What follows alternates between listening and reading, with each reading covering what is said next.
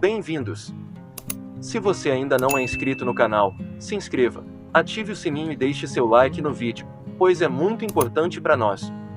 Assista o vídeo até o final e tenha outras opções de vídeos inéditos aqui. A hipertensão.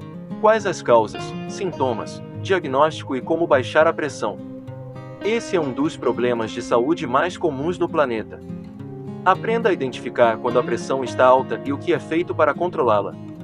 A hipertensão arterial é o aumento anormal e por longo período da pressão que o sangue faz ao circular pelas artérias do corpo. Não à toa, a doença também é chamada de pressão alta. Para chegar a cada parte do organismo, o sangue bombeado a partir do coração exerce uma força natural contra as paredes internas das artérias. Os vasos, por sua vez, oferecem certa resistência a essa passagem. E é essa disputa que determina a pressão arterial. A pressão varia ao longo do dia. Numa pessoa deitada, ela fica mais baixa. Quando nos movimentamos, os valores sobem, porque o cérebro avisa que o corpo precisa de mais energia. A pressão é apresentada em milímetros de mercúrio, milímetro Hg. O indivíduo é considerado hipertenso quando sua pressão fica maior ou igual a 14/9 na maior parte do tempo. A partir desse limite, o risco de ocorrerem doenças cardiovasculares, renais e por aí vai é significativamente maior. Aliás, entidades americanas já até baixaram o sarrafo para 13/8. Para fazer a medição, é utilizado um aparelho chamado esfigmomanômetro, posicionado em volta do braço, e um estetoscópio para ouvir os sons do peito. O primeiro número é registrado no momento em que o coração libera o sangue. Essa é a pressão sistólica.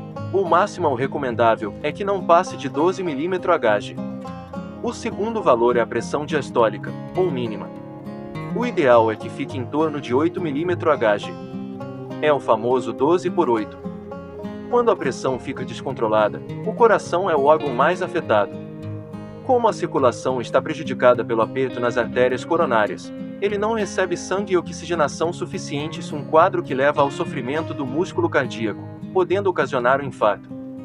O acidente vascular cerebral, AVC, o popular derrame, é outra consequência frequente da hipertensão. Com as constantes agressões da pressão, as artérias da cabeça não conseguem se dilatar e ficam suscetíveis a entupimentos. Os picos hipertensivos acabam servindo de estupim para um vaso ficar completamente obstruído ou então se romper. Além do derrame, a pressão alta provoca uma série de pequenas obstruções e hemorragias no cérebro. Ao longo do tempo, esses episódios destroem os neurônios. O quadro é denominado demência vascular e leva à perda de memória. Os rins também deixam de filtrar o sangue a contento quando a hipertensão se instala por muito tempo, e essa falha pode provocar insuficiência renal. A pressão alta interfere ainda nos vasos que irrigam a retina, tecido no fundo do olho crucial para a captação das imagens. É por isso que alguns hipertensos relatam sofrer de visão embaçada. Sinais e sintomas. A hipertensão é uma doença silenciosa. Se os sintomas abaixo surgirem, provavelmente ela já estará em fase mais avançada.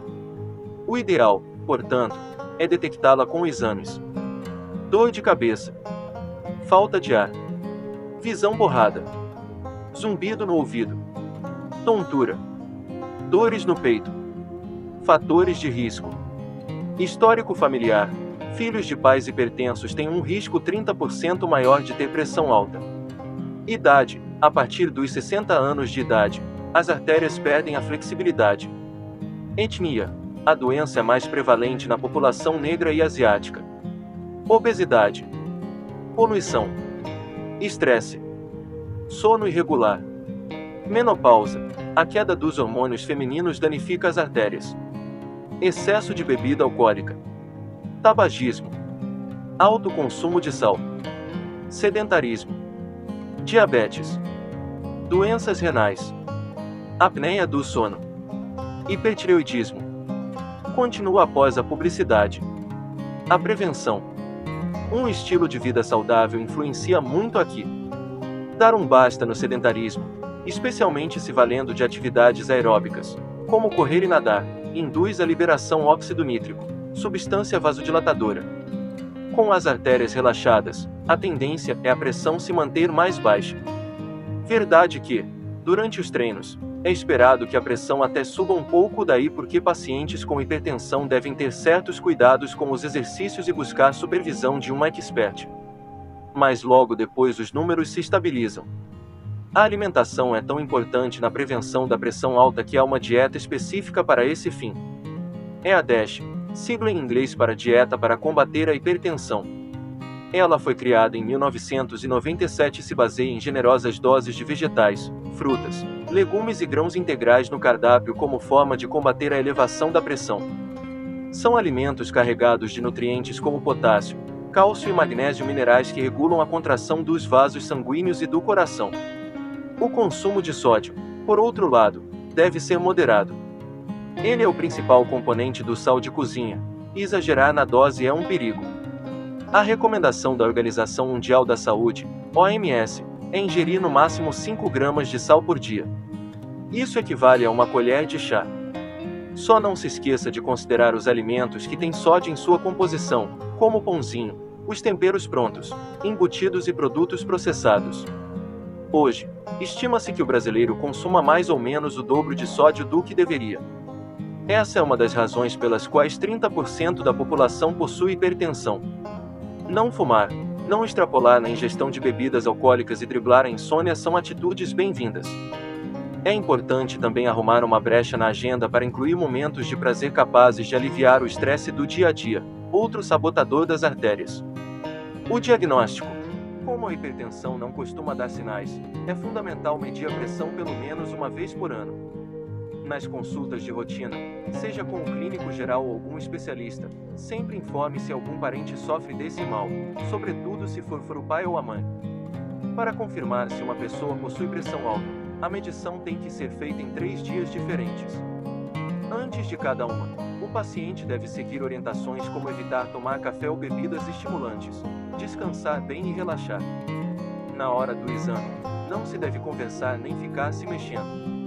Esses cuidados são importantes para que o resultado seja o mais confiável possível. Se ainda assim restar alguma dúvida, o especialista solicita um exame que vigie a pressão ao longo de 24 horas, é o Holter. O rigor na medição ajuda ainda a identificar uma condição antes de chamada de pré-hipertensão, e agora rebatizada de pressão elevada. Entra nessa classificação quem estiver com a pressão acima dos 12/8 e abaixo dos 14/9, quando já se define a hipertensão propriamente. Essa faixa intermediária, além de já causar eventuais estragos, revela que o indivíduo tem o dobro de risco de se tornar hipertenso. Quanto mais cedo essa ameaça é detectada, maior a chance de evitar que a doença se instale de vez. Em mulheres grávidas, a atenção é ainda maior. Isso para impedir o aparecimento da pré-eclâmpsia. Trata-se de uma complicação da gestação marcada pelo aumento da pressão arterial na gravidez. Essa condição aumenta a possibilidade de parto prematuro, e se não for controlada, evoluir para eclâmpsia, quadro em que a mulher tem convulsões, com risco para a sua vida e a do bebê. O tratamento. Uma pequena parcela de hipertensos, pequena, porém considerável, consegue dominar a doença apenas com ajustes no cardápio, exercícios físicos e controle do estresse.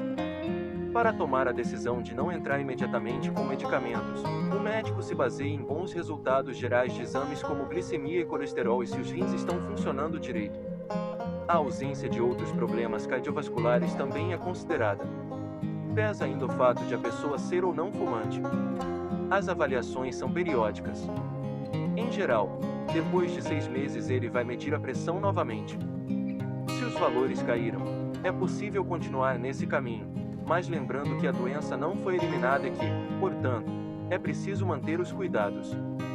Se mesmo depois das mudanças no estilo de vida a pressão continua subindo ou estabiliza apenas em um patamar elevadíssimo, o especialista prescreve remédio para controlar a situação. Ele indica, entre as diferentes categorias de antihipertensivos, aquela que vai trazer os melhores resultados em cada caso. Alguns são diuréticos, ou seja, eliminam o excesso de sódio pelo xixi. Outros atuam como vasodilatadores. Há ainda os que impedem a entrada de cálcio nas artérias, diminuindo a resistência para a passagem do sangue. E um dos medicamentos mais usados impede a produção de angiotensina, molécula que faz os vasos se contraírem e aumenta a pressão. A partir do estágio da doença classificado como moderado, A conduta é adotar 2 ou mais antihipertensivos para atuar em diversas frentes. Há também casos de hipertensão resistente quando a pressão não fica abaixo de 14/9 mesmo com o uso de 3 classes de remédio. Aí, o cardiologista pode lançar mão de inovações, exemplo de um aparelho que emite ondas de alta frequência na região dos rins.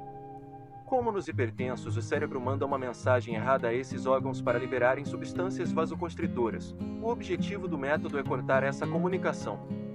Para isso, um catéter é introduzido na virilha e guiado até as artérias renais. Nesse ponto, é disparada uma radiação capaz de queimar alguns nervos, fechando assim a conexão com o sistema nervoso.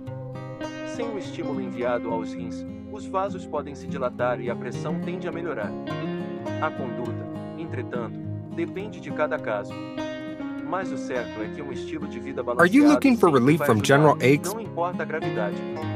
Se inscreva no canal, ative o sininho e deixe seu like no vídeo, pois é muito importante para nós, e veja mais vídeos inéditos nos cards acima. E deixe seu comentário para interagirmos e estar sabendo o que você está achando do conteúdo. Obrigado por assistir.